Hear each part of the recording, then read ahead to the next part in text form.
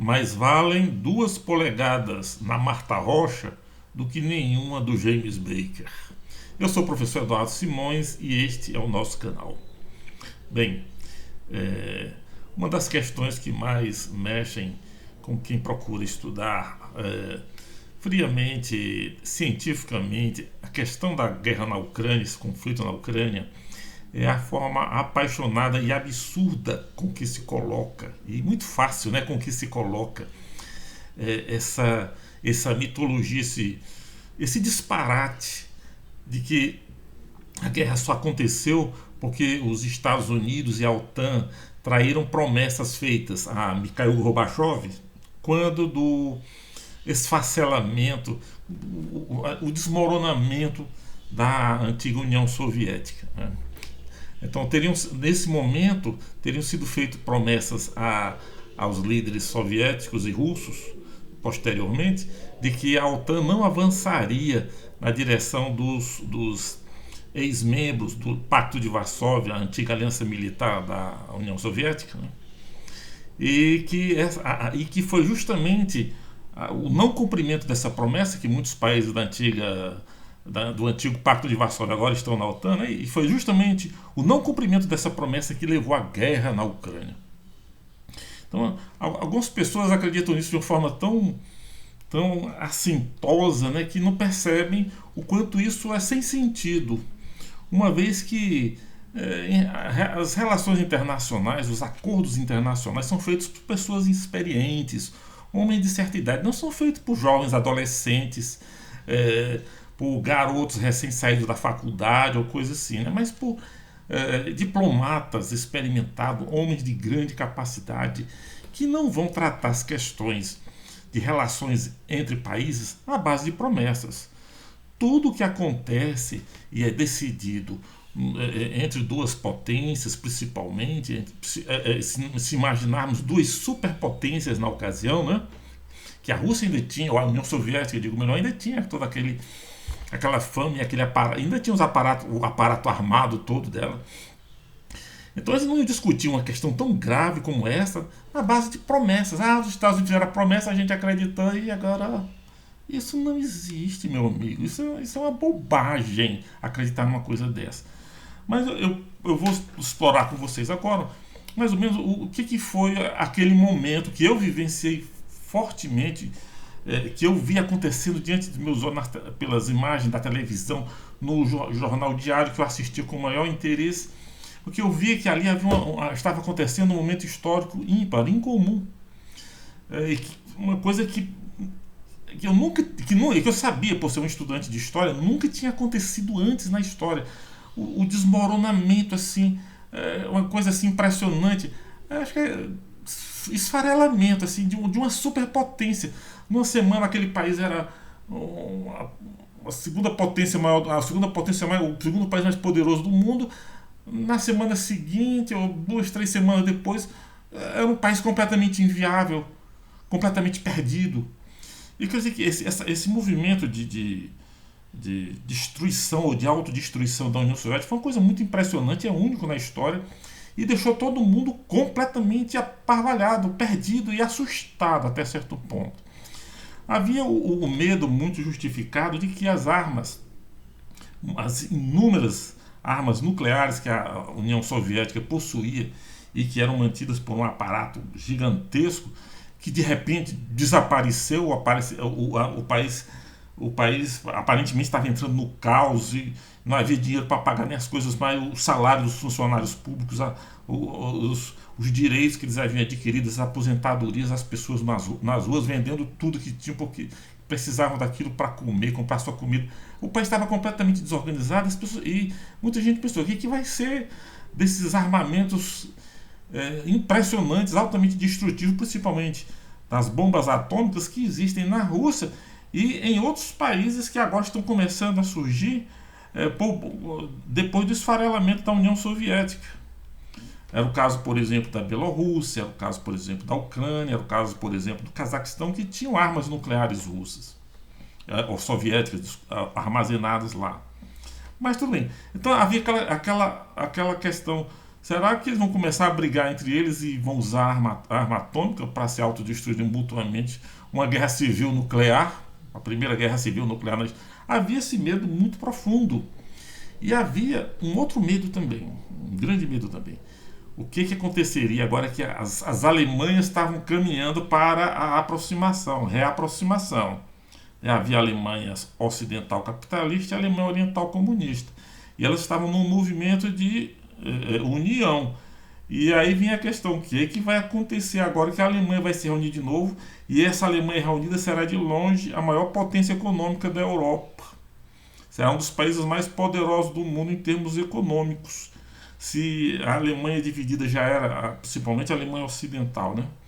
Já era uma grande potência, imagine agora unida com o outro lado oriental, um país de quase 90 milhões de habitantes, com um PIB altíssimo e cheio de provavelmente cheio de lembranças de que até pouco tempo atrás, né, houve a Segunda Guerra Mundial, que ela sofreu na Segunda Guerra Mundial. E se a Alemanha resolver partir de novo para um acerto de contas? Então havia muito medo de que a Alemanha unida voltasse a ser novamente um problema para as relações internacionais. E isso tudo gerava um estresse nos movimentos dos diversos parceiros internacionais, dos diversos diplomatas, tentando acertar a nova situação do mundo, principalmente na Europa. Agora, havia também uma grande esperança, porque, de repente, nós que vivemos o estresse, a tensão da Guerra Fria, né, nós vivenciávamos isso de diversas formas, não só através dos jornais, das revistas, como nos seriados de televisão. Tinha naquela época o Agente da Uncle, a Missão Impossível. Tinha também, se fazia também humor em cima disso, o tal Agente 86. Nos filmes havia o 007, né? Havia um filme muito, muito interessante dessa época, que é o Doutor Fantástico, de Stanley Kubrick. É interessante, é trágico, é incrível, muito bem feito, mas muito trágico, né? E todos esses filmes expressando de algum. E havia muitos outros, todos eles expressando o planeta dos macacos, que originalmente a Terra passa, na versão original, a Terra passa a ser dominada pelos macacos depois que os homens destroem a civilização por meio de uma guerra nuclear, né? Então, tudo isso fazia parte do nosso dia a dia e, de repente, acabou a possibilidade de uma guerra nuclear, apareceu de repente que tinha acabado. Um dos lados que estavam nessa espécie de cabo de guerra com o outro lado deixou de existir. Então só havia agora um lado e estava tudo organizado. De repente não haveria mais guerra, porque a guerra de um só contra quem? Os Estados Unidos e o capitalismo já haviam vencido. Então parecia que de repente aquela ficção científica do tipo Jornada nas Estrelas, onde você tem uma humanidade toda unida, todo mundo lá, russos, americanos, africanos, chineses, todos unidos para conquistar o universo, para levar Isso também parecia que de repente se tornava viável. Então nós vivemos todas essas esperanças, o estresse e esperanças que se seguiram, e medo também, que se seguiram ao fim da União Soviética. E é aí que começam as negociações, isso nos anos de 1990 e 91, começam negociações dos representantes da União Soviética, no caso era o que nessa época era governada pelo Mikhail Gorbachev, o líder americano, nessa época era o Ronald Reagan, né? E o pessoal da OTAN, os ingleses estavam lá, os franceses nesse momento estavam fora da OTAN, e os chineses estavam começando a pôr assim, as mangas para fora, assim, dizemos assim, começando a se recuperar, né, do seu atraso, já começando a despontar como uma potência também. Mas os jogadores principais nesse evento, nesse momento, eram realmente os Estados Unidos, do Ronald Reagan, e a Rússia, a União Soviética, do Mikhail Gorbachev. Bom, aí nessas discussões sobre o que vai acontecer, como é que a gente vai organizar as forças, o equilíbrio de forças nessa nova realidade sem mais a União Soviética, e essa União Soviética se esfarelando em outros países e tudo mais, que começaram essas primeiras discussões. Nessa época, o nacionalismo estava forte dentro da União Soviética e tudo indicava que o país iria realmente se esfacelar. Mas então começaram as negociações com Mikhail Gorbachev, e uma das questões chaves que se levantou foi o que fazer com a Alemanha. O temor, principalmente dos russos, era que uma Alemanha muito forte, partisse de novo para uma revanche, para um acerto de contas, porque os russos tinham consciência que no tempo da União Soviética, quando eles dominaram a Alemanha, eles fizeram muita miséria lá dentro e temiam que os alemães tentassem de alguma forma prejudicar ou ficassem muito poderosos, voltavam novamente aqueles antigos medos e tudo mais. E uma das coisas que o Mikhail Gorbachev insistiu muito foi que não houvesse, agora que estava se encaminhando a unificação da Alemanha Ocidental com a Alemanha Oriental, que não houvesse no lado oriental um acúmulo de forças, mísseis e tudo mais, que a Alemanha, que a Alemanha fosse militarmente contida, embora permanecendo dentro da OTAN, que não houvesse o fortalecimento militar da Alemanha. Agora, fora isso, aconteceram outras coisas que foram discutidas nos bastidores, inclusive, essa ideia de conter a OTAN. Essa ideia foi aventada por diplomatas isoladamente, foi muito aventada, por exemplo, pelo François Mitterrand, da França. A França, nessa época, fazia um jogo meio estranho, ficar fora da OTAN, doida para chutar os americanos da Europa, conseguir uma aliança com a Alemanha e conseguir, junto com a Alemanha, manter uma hegemonia sobre a Europa. De repente, até poderia sair uma aliança com a Rússia também. Havia também esses pacifistas, essas pessoas muito entusiasmadas com o que estava acontecendo. De repente, parecia que as pessoas iam se entender. Ficou provado que a guerra não... As pessoas deveriam ter aprendido que a guerra não funciona, não era um caminho adequado para resolver os problemas da humanidade, que a própria existência das armas nucleares apontava nessa direção e que, portanto, vamos todo mundo cair no mar de boa vontade, vamos todo mundo mergulhar na piscina da boa vontade.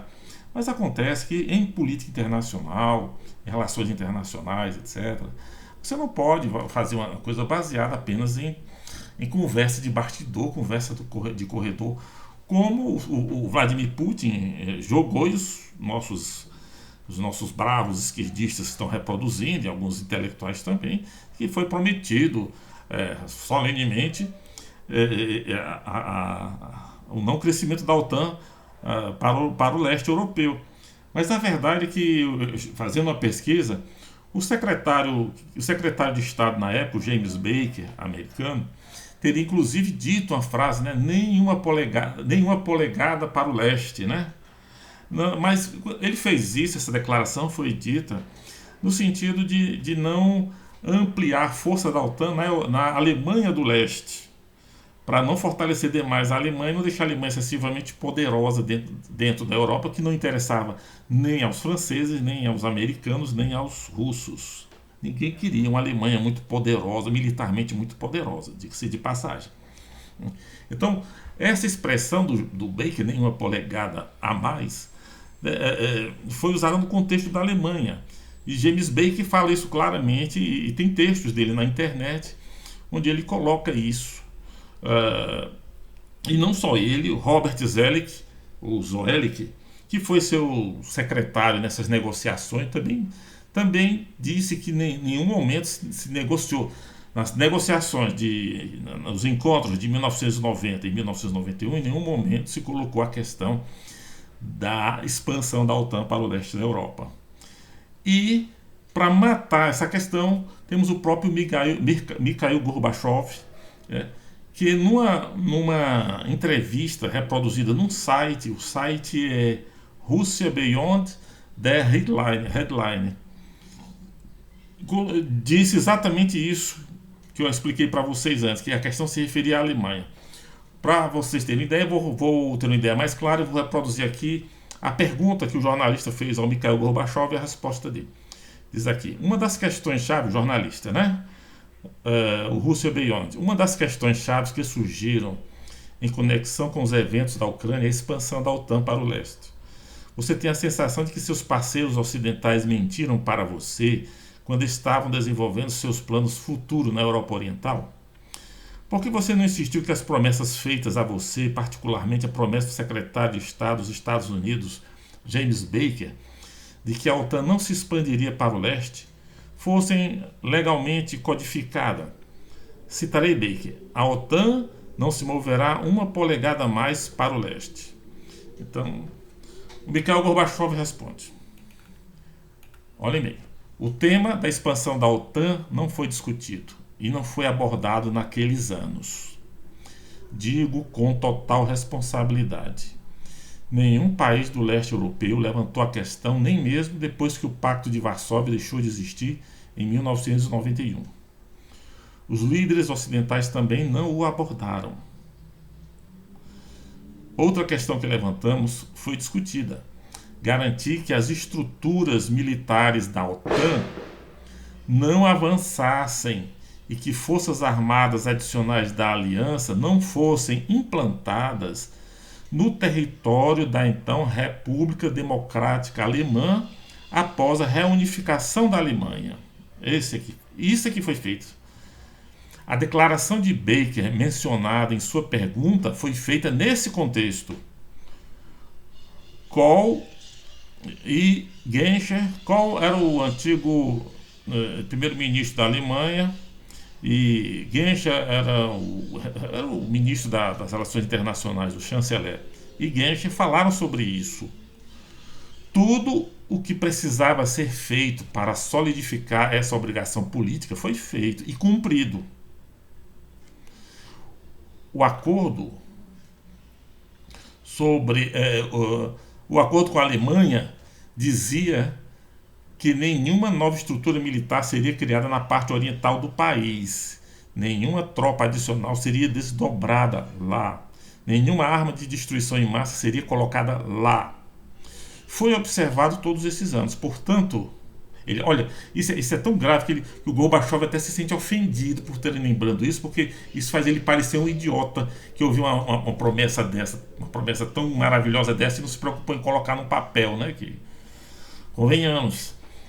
Portanto, não retrate Gorbachev e as autoridades soviéticas da época como pessoas ingênuas que estavam sendo enroladas pelo Ocidente. Se houve ingenuidade, foi mais tarde, quando surgiu a questão. A Rússia, a princípio, não se opôs. A decisão dos Estados Unidos e seus aliados expandir a OTAN para leste foi decididamente tomada em 1993. Chamei isso de um erro desde o início, ele não concorda. Foi definitivamente uma violação do espírito das declarações e garantias feitas a nós em 1990.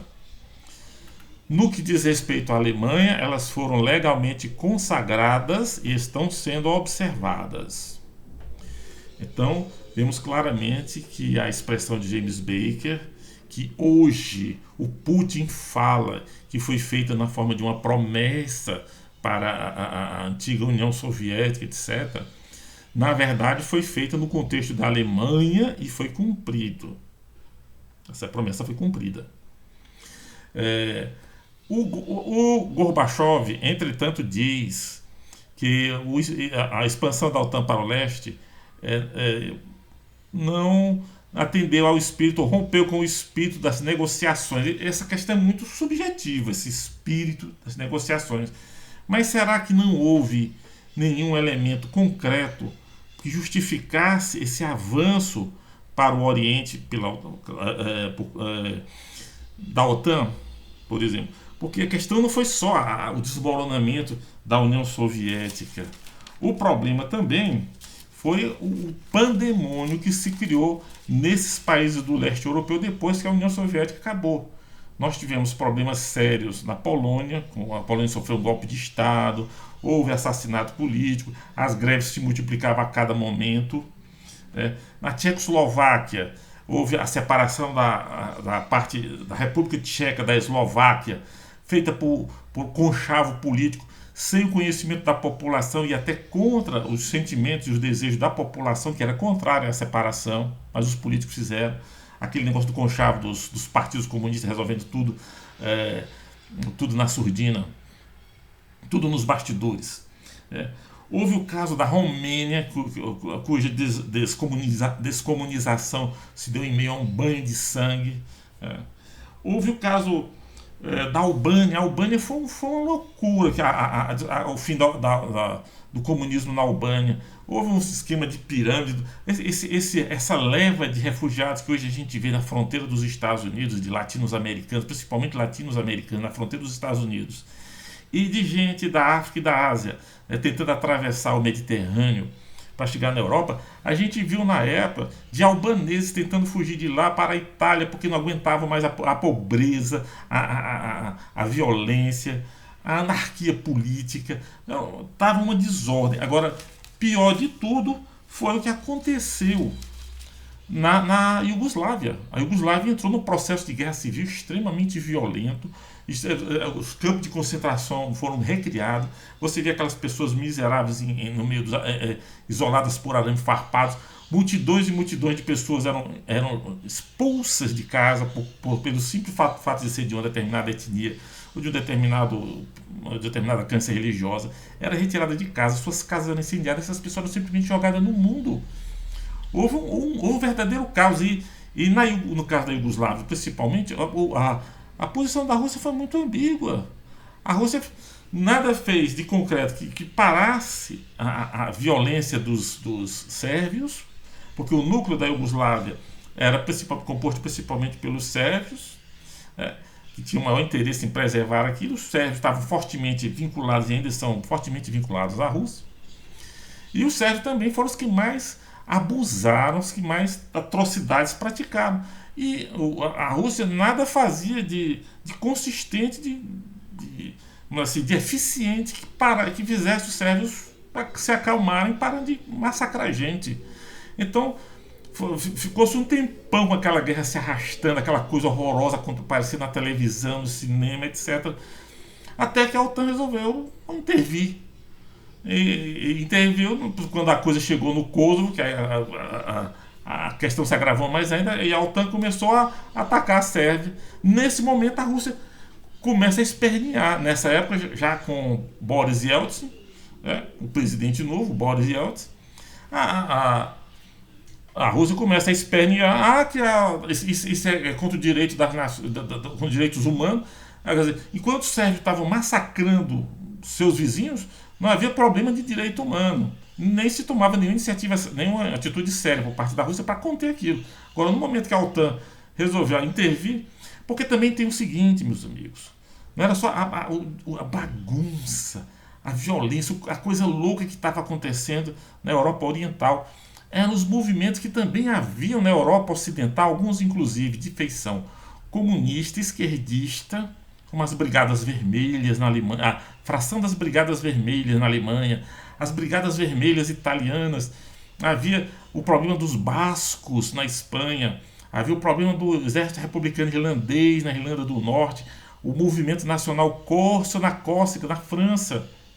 Ou seja, havia o perigo da contaminação. O norte da Itália começou a se mexer para tentar ficar independente da Itália. Quer dizer, os governantes da Europa Ocidental e os países da OTAN começaram a se preocupar com que aquilo não acabasse contaminando o Ocidente também e arrastasse toda a Europa para aquele caos gerado pela União Soviética e os seus parceiros que não conseguiam resolver seus problemas civilizadamente. E então a OTAN interviu.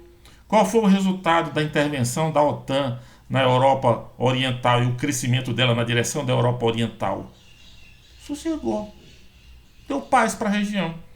Não, os problemas continuaram, mas começaram a ser resolvidos de forma pacífica. Não sei se tinha algum problema, se era de oposição, você não saía mais de arma na mão para tentar derrubar o outro e impor pela força a sua opinião. Uma certa civilização começou a acontecer na Europa Oriental, e se estabilizou a Europa Oriental. À medida que a OTAN foi crescendo, a Europa Oriental se acalmou. Ao mesmo tempo que os movimentos separatistas e esquerdistas, terroristas que havia no Ocidente começaram a se acalmar também. Agora, observe só uma coisa. Do outro lado da Rússia, na parte da Ásia Central, onde estão algumas repúblicas socialistas, algumas repúblicas, desculpe, populares, ou democracias populares, que sobraram da antiga União Soviética, veja como está lá. Lá não tem OTAN.